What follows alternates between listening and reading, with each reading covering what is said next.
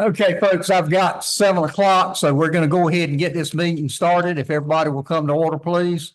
We're ready to go ahead and begin.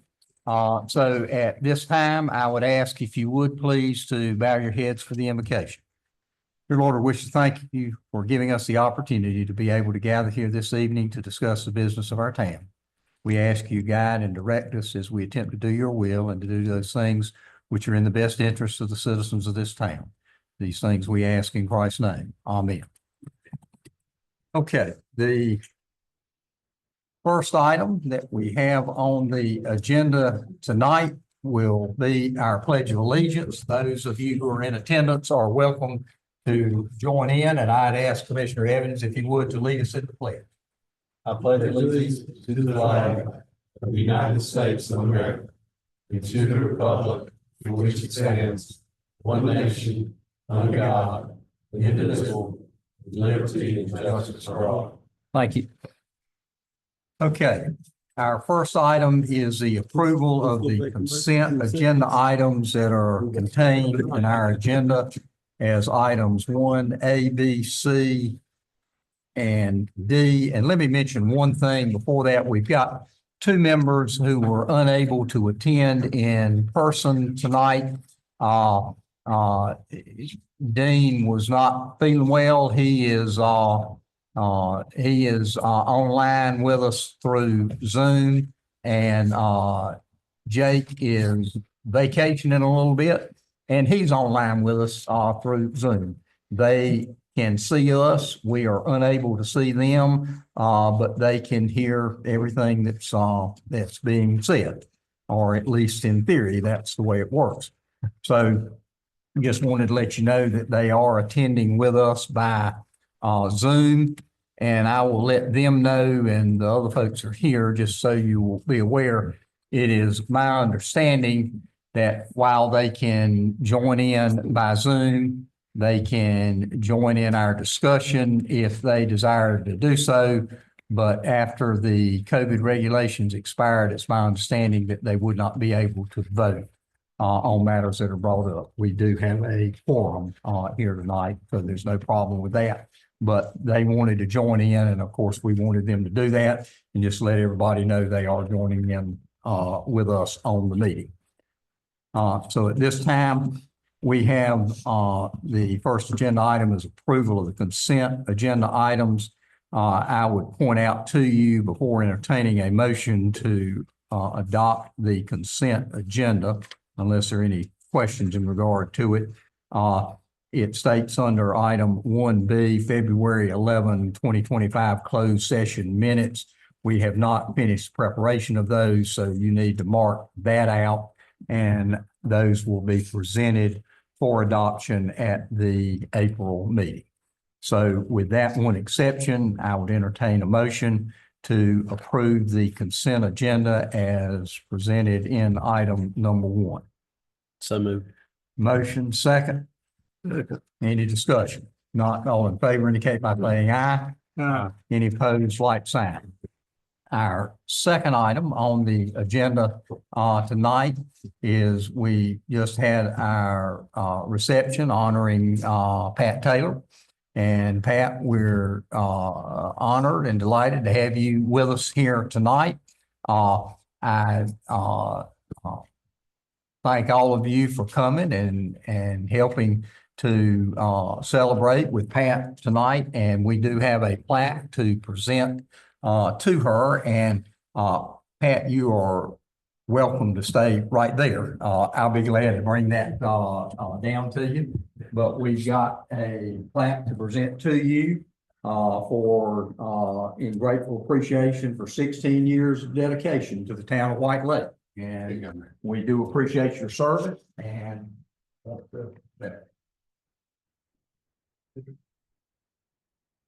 okay, they tell me now I need to read this into the microphone so it'll pick up, but it's in grateful appreciation for 16 years of dedication to the town of White Lake. And we are delighted to be able to present that to you. And so there you go. And we'll let her do a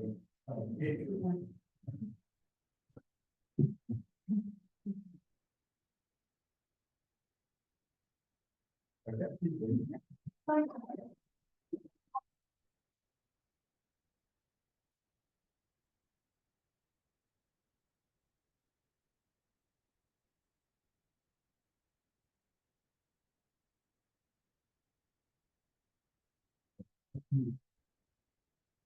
you're welcome to join us anytime.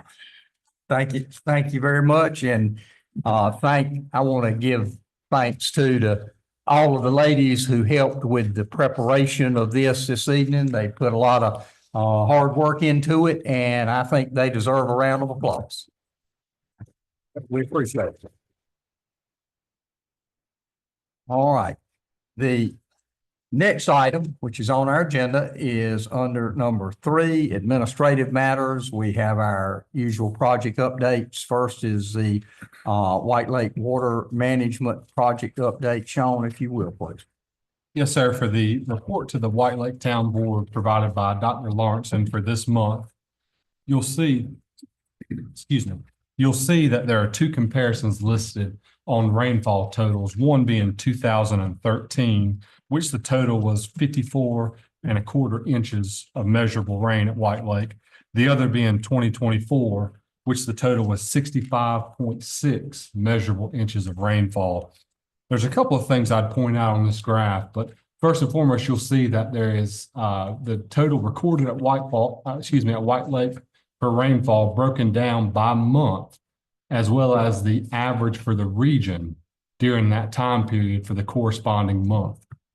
The second thing I'd point out to you is 2013 is of note because that's really the first big rain event when the lake conditions started to change. At least observed lake conditions started to change. And you'll see in 2024, there were similar amounts of rainfall, particularly during the middle of the year there, in which we did observe green tint in the water where algae was suspended in the water column. And of course, as Dr. Lawrence points out, more rain means more nutrients. That means more algae blooms or algal blooms, which leads to a decrease in water clarity. The second part of Dr. Lawrence's report this month is in reference to the sewer sanitary improvements that are taking place at the lake. And I want to say to the board that during our budget retreat, I'm working with staff now, but I'm preparing some notes to give you some more detail on what phase 1 consisted of, what phase 2 consisted of, and what phase 3 is planned to consist of. But just briefly, phase 1 was the rehab and rehabilitation of 6,310 linear foot of 8-inch, 10-inch, and 16-inch gravity sewer mains.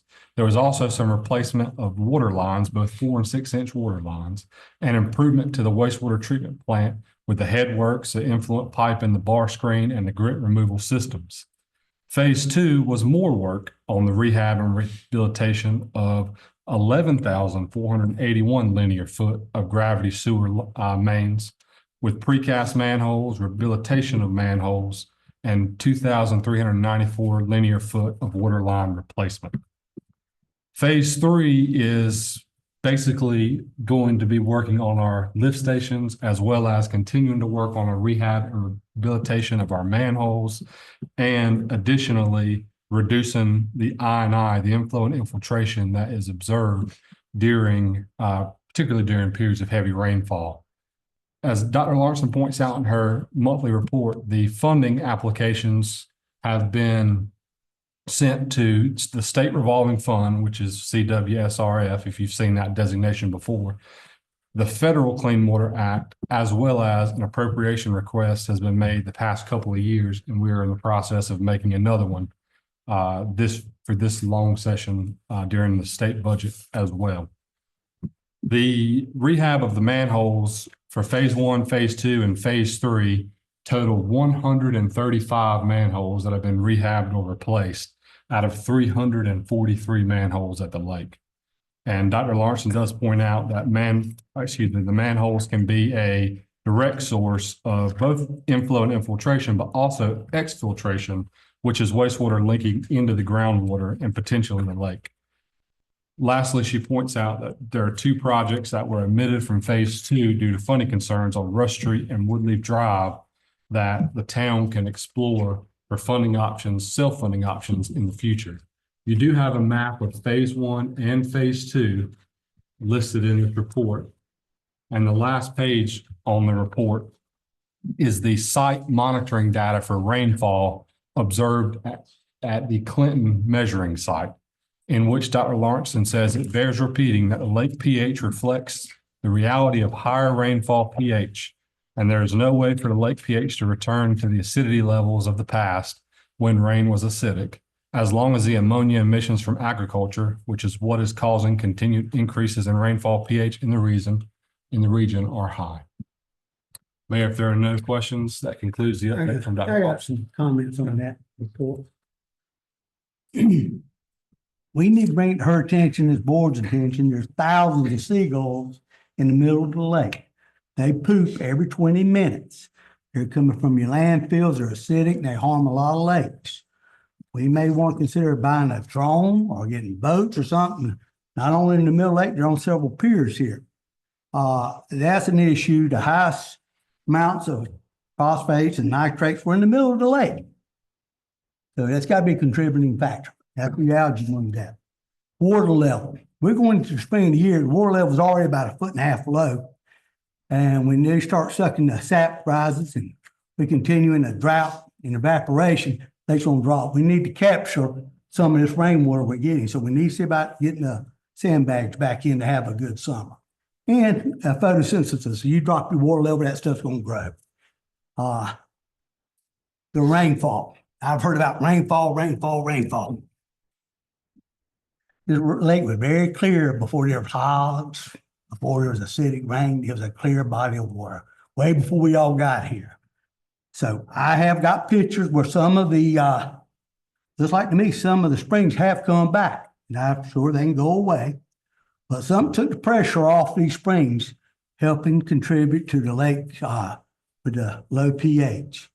But we don't sweep that under the rug, and I'm about tired of it not being addressed.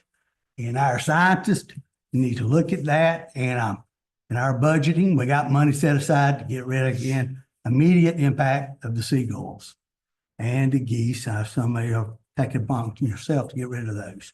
But we need to bring it to her attention. I seem like her mindset's on one thing and maybe not the whole picture. And if anybody else got something to add or take away from what I said, I'd be gratefully appreciated. Thanks. Well, there are a lot of seagulls out there, have been for years. I don't know. I know it's been brought to the attention of Dr. Lawrenson. I don't know how you would remove the seagulls. So if we can find a way that we can do that, I don't have any problem in looking at it. I just don't know how we go about that. You can go out there and run them away with a boat if you drive through them, but they simply go to another part of the lake and they settle back down, and you can drive over there and they fly up and they settle back down. So I don't know any way to change that. As far as the water level is concerned, it is down some because we are in a drought. There are sandbags that are there that are in place. It's because it is down.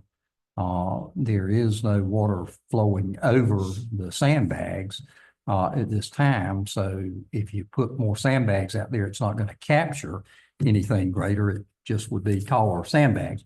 But if what you're talking about is, we can certainly ask the state, and have asked them in the past, that when the water level goes back up, we could see about raising them so we can retain more water in the lake. But there's nothing at this level that it would accomplish by adding to the level of the sandbags. Well, it is going out. I check every week. And if you walk, run, go see, it's steady flowing out. So they're still having some drainage on it. Well, It has some rain events this past week, and it's still continuing to drop. So. Well, the only thing I can say, on my last run, I went down there also, took a look at it. There was nothing running over the top or running through there. So, maybe it has been since then or since its last rain, but there wasn't on the last one that I observed. That's the comments I'd have on that. I do ask you to take a look at these charts, though. I think they're very telling on some of the things that are going on in our region. And again, the problem, as she points out, with the rainfall is we now have a lot of ammonia in the air and have atmospheric deposition of the nutrients that are contained in the air. And we've got measurable amounts of nutrients which fall into the lake every time it rains. That's the reason when we get less rain, actually, the lake clears up some. Because when you get a lot of rainfall, you get a lot of nutrients. When you get a lot of nutrients, that causes algal blooms and that pushes the pH of the lake up. It follows up behind that. And as you can see, it's running pretty high right now. So we'll, continue to observe that, and we're continuing to we've put about $5 million into rehab of the wastewater system. We're looking for grants and possibly low interest loans on another $4.5 million or thereabouts to get that done. And we're hopeful that will make a difference in time to come.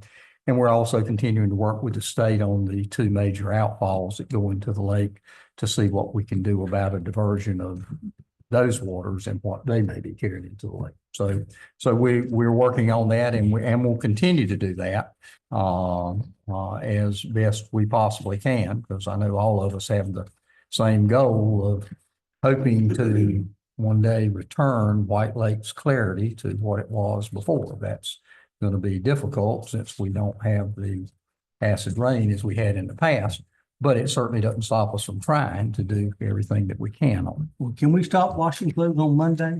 Get rid of suds. Yeah, we put all those laundry suds in the lake, as were reported to us last time, which was also reported back in 2013 that there were, apparently people have just never seen sea foam or lake foam. It's the darndest thing I've ever seen. And people get on Facebook and start talking about we're dumping laundry detergent in the lake and therefore causing the problems with it. Go figure. But, that's what we deal with. It's the times. Okay. So on that subject, The suds in the lake. no, Okay. Timbo's complaints. Hmm. So when the 20-year plan was created a couple of years ago, that the planning board worked so hard on, it was recommended that there be an advisory board or a committee put in place to work on this. What I see is it's mentioned in the meetings, and that's as far as it goes. I feel like we need a committee from this board, staff, citizens who are actually working and reporting to the board what's going on, like an advisory board. Are you asking that be put on an upcoming agenda for us to consider? Yes, I think so. I'm just asking. Okay, if you are, we'll ask Sean to put it on the agenda. You can ask anytime before a meeting comes up to put that on. Well, And, it's and amusing to we're- me how Paul always talks about the drains coming in. Timbo talks about the seagull, or excuse me, Timbo, I was corrected by a scientist. They're just gulls, not seagulls. But it's mentioned and then nothing ever goes anywhere with it. So I think it's time, Sean, put that on the agenda next month. Sean, if you will, put that on the agenda. We have a request for it. And again, if any of you come up with other things that need to be put on the agenda between now and next time, you can certainly contact Sean and we will be glad to do that. Okay. Next item is the White Lake Water AIA project update. Sean, if you will. Yes, sir. The update is brief this month on the White Lake Water AIA project. The update to share with the board from the staff is that our engineer is finishing up the hydraulic model. The report is in the QA/QC phase, which is to say it's going through quality management, and they're double checking it and triple checking it to make sure the data aligns with the inputs that have been received. And then we are leading up to our CIP capital improvement plan workshop. We are still on schedule for a draft asset management plan for May of 2025. If there are no questions, Mayor, that concludes this month's update. All right. Item number 4 in our agenda are budget ordinance amendments. We have 3 of those to be presented. Sean, if you will present each of those, we'll vote on one at a time. Yes, sir. For 2025-19, this budget amendment is in reference to the lobbyist contract services in the sum of $17,206. There is a little bit of a decrease there, if you note, from the sum that was approved last month. The lobbyist actually only ended up charging us for 4.5 months and not 5 months. That will lead us into our new fiscal year before a new contract will be determined. This amendment is necessary to decrease the administration's budgeted salaries due to staff vacancy and reallocate these funds to administration contracted service for the lobbyist provided by Electus Governmental Affairs. If there are no questions, Mayor, staff would ask that the board approve the amendment as presented. All right. As presented. I would entertain a motion to approve budget ordinance amendment number 2025-19 as presented. So moved. Motion second. Second. Any discussion? Not all in favor indicate by saying aye. All opposed, like sign. Item 4B is budget ordinance number 2025-20. Sean, if you would. Yes, sir. This is in reference to the recent multi-use path bridge repairs that took place in the sum of $10,800. You'll see that this is a transfer to increase revenue from capital reserve. There's about $14 left in there for the trail, and a transfer from general fund unappropriated fund balance of $10,786 to collectively total $10,800 to increase the street department maintenance and repairs to account for that repair of the multi-use path bridge. If there are no questions, staff would ask the board to approve the budget ordinance amendment as presented. Do we get any kind of quotes or bids on that job, or we just send it out that one time? Yes, sir. There were several bids. In fact, I think our public works director spoke with 3 different contractors. I never saw it in any of our packets on, Yeah, need to be. well, you wouldn't have, it doesn't reach the bid amount to be put out for bid, but we always get multiple bids so that we can make sure that we're spending the town funds wisely, and we did the same thing with this, and Just want to be sure that's what we're doing, because I didn't see it and I saw it was done. well, you can rest assured we're doing that. All right, Maybe next time we show me all the other bids, it'd be great too. Yeah. Any other questions on that? If not, I would entertain a motion to approve budget ordinance amendment number 2025-20 as presented. Motion second. Second. Any discussion? Not all in favor indicate by saying aye. Aye. All opposed, like sign. Item 4C is budget ordinance amendment number 2025-21 on the wastewater bar screen. John, if you would. Yes, sir. This is a repair that was done at the wastewater treatment plant. This was pre-budgeted money in the lagoon expenses that was not going to be necessary for this fiscal year. This is allocating that money from the lagoon expenses and transferring it to the bar screen expenses within the wastewater budget. If there are no questions, staff would ask that the board approve the budget ordinance amendment as presented. Entertain a motion that we approve budget ordinance amendment number 2025-21 as presented. So moved. Motion second. Second. Any discussion? Not all in favor indicate by saying aye. Aye. All opposed, like sign. The item number 5A, well, before I get to that, is there any other commissioners' business of a brief nature prior to proceeding with the departmental briefings and reports? If I not, see planning board recognizing Joy is there a reason we're not approving somebody else for that position?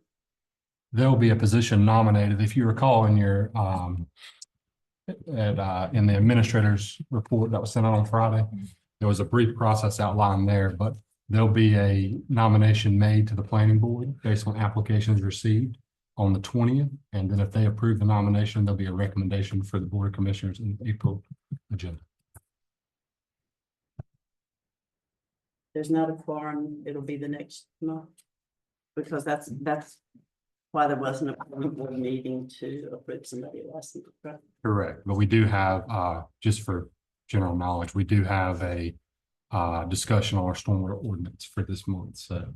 And then, the planning board will be meeting, but if you're correct, if there's not a quorum, it will be delayed a month. All right, again, any questions about the departmental briefings and reports contained in paragraph A? And those are available also to the general public, of course. In item B, wanted to point out to you that we wanted to give recognition to Michael Gerald Voss, one of our police officers who was promoted to police sergeant and took the oath of office for that position on February the 19th and is serving in that capacity at this time. He's worked a good number of years with the lake, and we feel that Michael will do a good job in working with us. Chief, I think you got a good man in that position. He seems to be doing a very good job. Item C is the annual CCR drinking water report, and that is what is done annually and reported, and it is available on the town's website if you need to review that. Item D is planning board recognition of Chairwoman Joy Warren. She notified the White Lake Planning Board at the January 2025 meeting of her resignation. Staff wanted to thank her for her dedication to the community and all of the work that she has done. And I understand that's she's done that, I think, in excess of 20 years. Now she has served in that capacity, and we'll consult with the planning board, but I certainly think we need to present her with some type of recognition, and we have discussed that. Joy has done a lot of work for us on that, which we greatly appreciate. That concludes the regular items in the agenda for this meeting. We're now at the open forum. It is 3 minutes per citizen. If you would like to address the board, you have 3 minutes to do so. And you need to step forward and state your name and address before presenting any remarks. If there is no one to address the board at the open forum, then at this time, I would entertain a motion to adjourn to the budget retreat that we will be having on Thursday, April the 3rd, 2025, here at the town hall at 5:30 p.m. So I would entertain a motion to adjourn to that date certain of April 3, 2025 at 5:30. So moved. Motion second. Second. Any discussion? Not all in favor indicate by saying aye. Aye. Any opposed, like sign. We are adjourned.